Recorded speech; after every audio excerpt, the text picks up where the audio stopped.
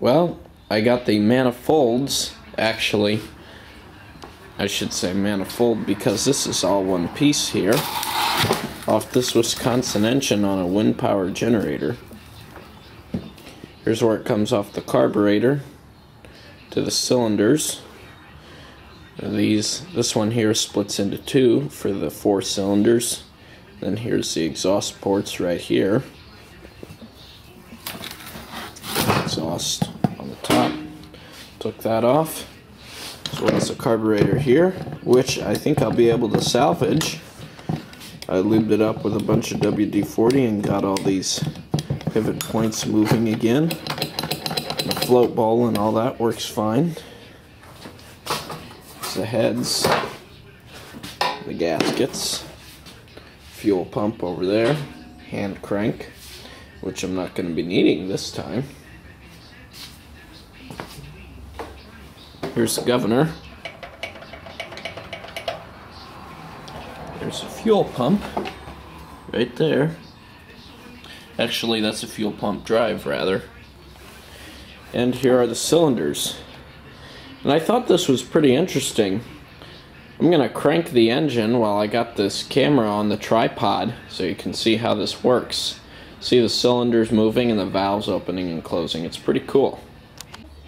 Now, as you can see here, there are the cylinders on either side.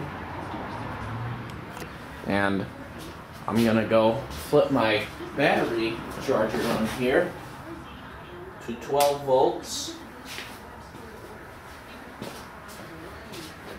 on the cranking amperage setting, and we'll flip the switch on. Whoop.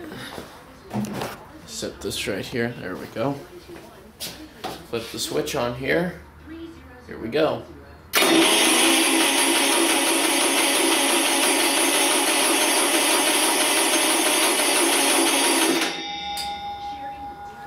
Now, I've got a lower voltage setting on my battery charger. Actually, not a lower voltage, lower amperage rather.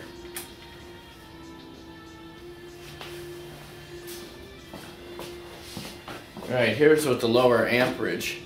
It cranks slower so you can kind of see stuff moving a little bit easier.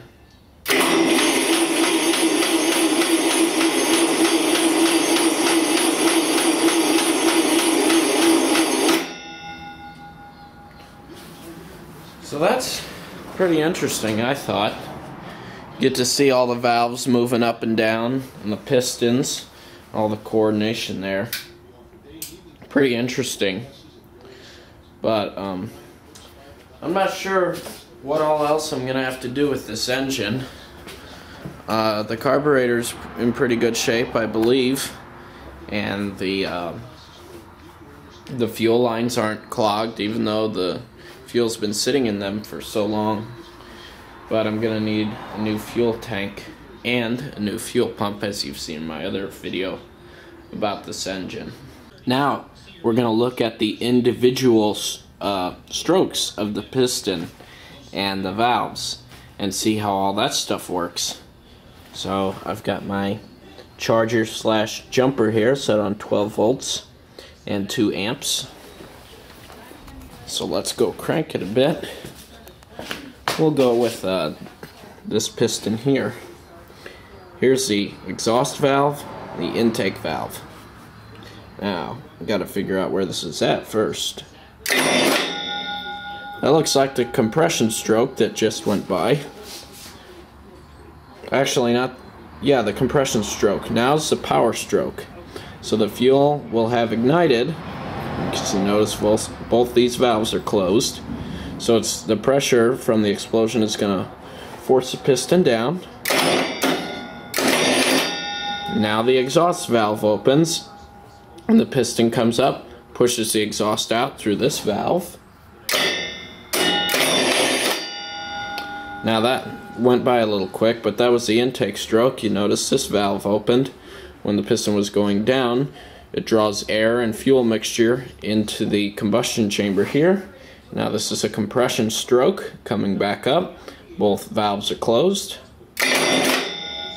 Now that's the power stroke going back down. Both valves are still closed. Now there's the exhaust stroke. The exhaust valve opening, the piston coming back up. Now the intake stroke. Intake valve opens, piston goes down, creates a vacuum, pulls air and fuel mixture in. Now the compression stroke, this valve will close. Piston will come back up, generate pressure. Now the power stroke, that's when, if the spark plug was hooked up here, it would send a spark to the spark plug, ignite the fuel mixture in here under high compression. It ignites, forces the piston back down because both these valves are still closed. And now, once that reaches the very bottom point, this exhaust valve will open when it starts to come back up and force the exhaust out.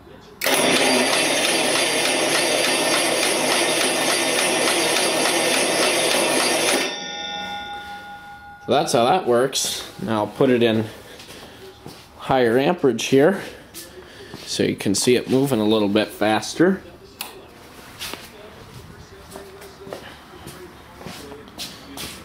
Alright. And you can only imagine how fast all these parts are moving at 2,000 and 3,000 RPMs. Even some extreme performance engines get up to 8,000 or 9,000 RPMs, and some two-cycle engines and can get up around in the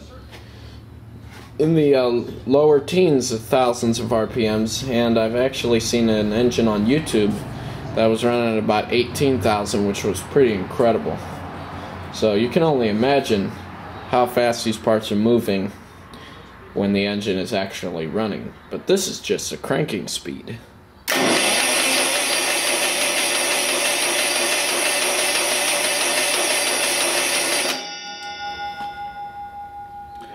So that's pretty interesting, I thought, how that stuff works. Well, this engine's going to need a little bit of work to get running. I'm going to need a few new parts, but if I get this running, I'll be sure to make a video of it. Pretty cool stuff.